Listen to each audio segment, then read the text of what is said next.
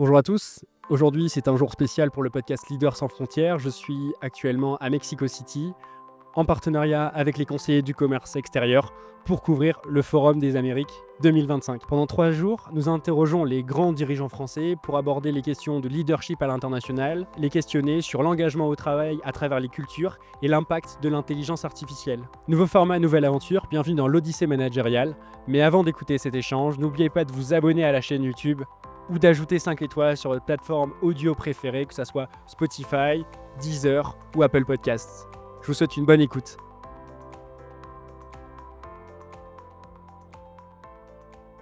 Bonjour Eric. Bonjour. Merci de venir ici au stand de l'Odyssée managériale. Je suis ravi de vous accueillir dans le podcast des Leaders sans frontières. Pour commencer ce nouvel échange, je vais vous laisser vous présenter en m'expliquant vos origines, en résumant votre parcours pendant 2 minutes et m'expliquant vos fonctions actuelles. Donc en 2 minutes, j'ai commencé à écrire du software, quand j'avais 13 ans et mon rêve, était de pouvoir travailler chez Apple un jour et donc j'ai fait, donc un bac C, hein, à l'époque, donc autour des maths et de la physique. Après, j'ai fait une école de software engineering pendant 3 ans et après mon rêve s'est réalisé. J'ai travaillé chez Apple et j'ai travaillé chez Apple pendant 7 ans. Après je suis parti d'Apple quand Steve Jobs n'était pas encore revenu chez Apple et je suis après rentré chez HP, 10 ans chez HP où j'ai créé des produits, des lignes de produits et des business et puis après j'ai créé 2 startups, une startup, qui n'a pas marché, une startup qui a marché et ensuite je suis devenu le Chief Digital Officer de Michelin. Donc, pendant 6 ans, j'étais en charge de la transformation digitale et AI de Michelin. Donc une entreprise de 135 ans, c'était une expérience incroyable et maintenant je lead des équipes, autour de l'AI et comment permettre à nos grands clients dans le domaine de l'industrie d'être capables d'adapter, les technologies d'intelligence artificielle. Et vous faites ça aujourd'hui chez Microsoft. Je fais ça chez Microsoft, oui, j'avais oublié le meilleur. On est aujourd'hui basé à Mexico City pour le Forum des Amériques 2025 organisé par les conseillers du commerce extérieur. Pourquoi venez-vous à ce forum? Avec mon expérience de Chief Digital Officer, ce qui est vraiment intéressant avec les technologies, c'est qu'en fait, il y a beaucoup de personnes, beaucoup d'entreprises aujourd'hui qui considèrent que, la transformation digitale et puis ensuite la transformation AI, c'est un problème technologique.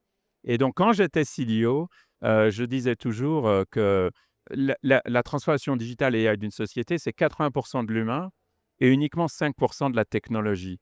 Ce n'est pas un problème technologique. La technologie, vous pouvez l'acheter. Maintenant, ce qui est vraiment le plus compliqué pour nous, humains, c'est vraiment de transformer la manière dont on travaille. C'est être capable de prendre toutes ces nouvelles technologies et de se dire qu'est-ce que je vais faire demain de manière différente en tirant parti de ces nouvelles technologies. Donc, c'est pour ça que je suis venu à ce forum parce que je pense vraiment que si vous ne comprenez pas l'aspect humain, si vous ne travaillez pas sur l'aspect humain, l'adoption de ces technologies va être beaucoup plus lente que ce qu'on peut penser. Qu'est-ce que vous pensez de l'impact justement de l'intelligence artificielle sur les travailleurs, sur l'environnement de l'entreprise? Parce qu'il y a beaucoup de collaborateurs qui ont peur, qui disent «Moi, on va supprimer mon emploi si jamais une IA est mise à mon poste». Qu'est-ce que vous répondez à ces dirigeants d'entreprise qui se posent ces questions et à ces collaborateurs qui se posent également ces sujets-là? Je pense que ce qui s'est passé, hein, quand vous voyez l'arrivée des ordinateurs, avant l'arrivée des ordinateurs, on avait des personnes qui étaient dans des salles, des dictographes, je ne sais pas comment ça s'appelle. La dactylographie. Des dactylographies. Vous aviez des salles entières de personnes qui faisaient de la dactylographie. C'est sûr que quand les ordinateurs sont arrivés, quand Word est arrivé, etc., ça a complètement transformé ce type de métier. Maintenant, si vous regardez d'un peu plus loin, l'industrie des technologies de l'information ont créé des millions, des dizaines de millions, des centaines de millions de nouveaux jobs, de jobs qui n'existaient pas. Eh bien, l'AI et l'AI générative, ça va être exactement la même chose. On va créer une nouvelle génération de jobs, qui vont arriver. Et je pense que c'est important. Donc, quand on était chez Michelin sur tous les projets d'AI, on parlait de la symétrie des attentions. Et donc, la symétrie des attentions, ça veut dire quoi? Ça veut dire que sur chaque projet, on se posait la question: qu'est-ce que ça apporte à nos clients? Qu'est-ce que ça apporte à l'entreprise? Mais aussi, qu'est-ce que ça impacte aux employés et comment ça va impacter nos employés? Et je pense que vous avez raison, la transformation digitale, les gens n'étaient pas confortables. Avec l'AI, il y a une peur maintenant, et il y a une peur un peu mystique que l'AI va tous nous remplacer.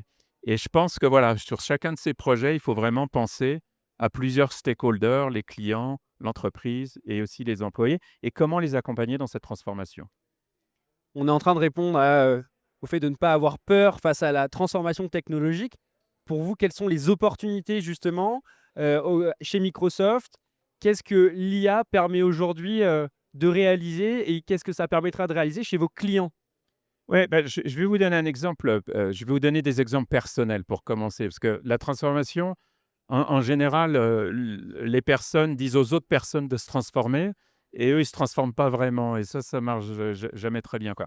Bah, je vais vous donner 2 exemples. Donc un exemple personnel que je peux vous donner, donc vis-à-vis de mes employés, je passe pour un génie, qui les comprend bien, qui comprend leurs problèmes, qui comprend ce sur quoi ils travaillent, qui comprend les actions sur lesquelles, ils travaillent et sur lesquelles je peux les aider.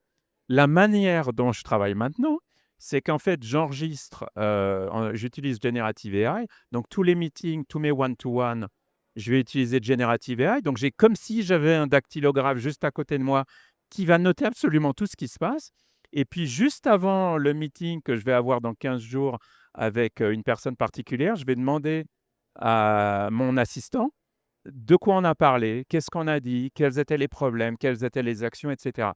Ça me prend à peu près 5 minutes et donc quand je commence le meeting, la personne a vraiment l'impression que je l'ai écouté, que je comprends quels sont ses problèmes et cetera. Je fais le même avec les clients. Donc avec les clients, quand je veux savoir quelles sont les dernières nouvelles, d'une entreprise particulière, ce sur quoi on travaille et cetera, même chose, j'utilise, mon assistant personnel qui va répondre à toutes les questions. Donc en fait, ça fait quoi? Ça me fait gagner du temps, mais surtout ça me permet d'être bien plus humain que ce que je ne suis aujourd'hui.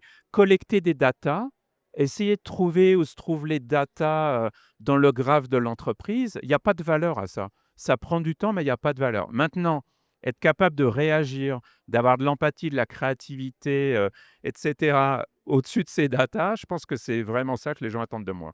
Donc aujourd'hui, c'est vraiment un outil qui est à votre service, qui vous permet d'accorder beaucoup plus d'attention à l'homme, ce que vous dites, que la machine finalement qui prend le pas sur l'homme. Ah, absolument, je vais donner un autre exemple, hein, donc je regarde les ventes, de mon organisation, de mon équipe et donc je vais faire un extrait, dans Excel et maintenant donc dans le passé, dans Excel, j'aurais fait des pivot tables, enfin que vous connaissez bien et cetera. Maintenant, je fais plus ça du tout. Je demande à Copilot: «Quels sont nos 5 plus gros clients? Quelles sont nos 5 plus grosses régions? Quel est le, business moyen qu'on a fait avec nos clients?»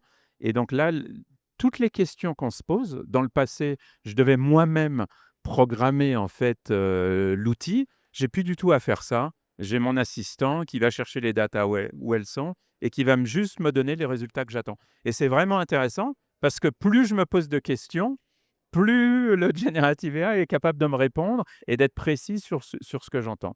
Donc, voilà. Et d'affiner la réponse, d'accord, tout à fait. Si on revient sur les collaborateurs en entreprise, comment accompagner les collaborateurs au changement sur le point de vue technique, mais également moral et psychologique, j'ai envie de dire. On parlait de la peur en ce début d'échange. Comment accompagner les collaborateurs? Bah, je pense que la 1re chose, hein, c'est de les mettre au centre de ce sur quoi vous travaillez. Et donc je vois beaucoup de sociétés ou d'organisations, en fait, elles vont avoir une idée, elles pensent que c'est quelque chose de bien à faire, elles vont le faire et puis après elles vont pousser ça sur les collaborateurs en espérant que les collaborateurs vont adopter la nouvelle solution proposée. Je pense qu'une des recettes magiques, c'est d'intégrer ces collaborateurs dès le début dans les réflexions. Qu'ils aient pas l'impression qu'on leur pousse quelque chose, mais plus qu'ils font partie de la réflexion. Et donc s'ils font partie de la réflexion, c'est eux-mêmes, au bout d'un moment, qui vont se dire: «Bah, effectivement, quand on fait ça, mon travail est plus efficace, mon travail». Je vais vous donner un exemple. J'étais en Allemagne et il y a une organisation, ils ont 3000 software développeurs et donc je demande à rencontrer un des software développeurs et je dis: «Je veux pas rencontrer un chef, un exécutif. Non, non, je veux rencontrer un vrai software développeur» et donc j'ai une jeune femme qui vient Et donc, elle m'explique comment elle utilise Generative AI. Vous connaissez l'Allemagne, la culture de l'Allemagne qui est un peu différente de la France. Et donc cette personne, je lui dis: «Bah, alors comment ça se passe? Qu'est-ce que vous faites de différent?» et cetera. Et donc elle me dit: «Bah, oui, c'est pas mal, je gagne à peu près 45 minutes par jour, donc c'est pas mal, ça me permet de faire d'autres choses» et cetera. Et puis au bout d'un moment, elle me dit: «Mais maintenant mon job est delightful». Alors là, je lui dis: «Mais ça veut dire quoi?» OK, bah, expliquez-moi ce que ça veut dire delightful. Et bah, elle me dit: «Bah, c'est pas compliqué. Moi, j'aime programmer. Avant, il fallait que je fasse la documentation, il fallait que je fasse des unit testing. Je fais plus du tout ça. C'est Generative AI qui fait ça, mais moi, je me focalise vraiment sur la programmation et c'est ce que j'aime faire». Et elle a rajouté quelque chose qui était vraiment intéressant. Elle m'a dit: «Vous savez quoi? Si je changeais de société, pour être un software développeur, la première question que je poserais, c'est: «Est-ce que vous utilisez Generative AI ou pas?» Et si la réponse c'est non, je ne changerai pas de société. Donc je suis sûr que vous vous souvenez, enfin vous êtes beaucoup plus jeune que moi, mais à un moment, quand même, les gens ne savaient pas trop utiliser Excel, Word, et cetera. Après maintenant, c'est évident, tout le monde doit être capable d'utiliser un ordinateur. Bah, je pense que la prochaine vague, c'est vraiment ça. Tout le monde doit être capable d'utiliser Generative AI. Est-ce que vous pouvez nous parler des agents? On voit, de plus en plus ce terme arriver et ces agents qui peuvent, prendre, de plus en plus de place dans notre quotidien, dans des actions plus complexes. Je vous laisse, expliquer ce concept et comment vous l'utilisez et comment vous allez l'utiliser dans le Ouais. futur. Donc, je vais vous donner un exemple. Aujourd'hui, la manière dont vous interagissez avec Generative AI, un humain va déclencher une action. Donc, c'est moi qui vais demander à Generative AI de faire un certain nombre de choses pour moi. D'accord? Demain, des agents vont comprendre la manière dont je travaille, à titre personnel, à titre professionnel, et donc ils vont être capables de prendre un certain nombre d'actions sous ma directive par rapport à ce que j'aime faire. Et je vais vous donner 2 exemples. Donc il y a un exemple que je vais vous donner, par exemple, si vous voulez voyager en Nouvelle-Zélande, et bien vous pouvez définir un certain nombre de critères pour le prix d'achat de vos billets d'avion, par exemple. Et donc si vos prix de billets d'avion correspondent aux objectifs que vous avez, eh bien à la limite, un agent peut être capable de les booker pour vous au moment où c'est le bon prix est disponible. Encore une fois, il va exécuter vos directives, il ne va pas créer de nouvelles directives. Le deuxième exemple que j'aime donner, c'est les notes de frais. Sur les notes de frais, moi, j'approuve des notes de frais. Il y en a beaucoup, il y a pas de red flag sur ces notes de frais. Honnêtement, la valeur que j'ai en tant qu'humain à avoir à ouvrir cette note de frais quand je voyage, par exemple, aujourd'hui, et à cliquer sur le bouton «J'approuve cette note de frais», elle est non existante, quoi. Donc je pense que là, un agent pourrait le faire pour moi. Par contre, ce qu'un agent pourrait faire aussi, c'est détecter une anomalie et à ce moment-là, me dire à moi: «Là, Eric, je ne peux pas le faire tout seul. J'ai vraiment besoin de ton aide pour valider, pour comprendre ce que je dois faire». L'intelligence artificielle, c'est très bien, mais on s'aperçoit que des fois, on n'obtient pas forcément les résultats qu'on souhaite.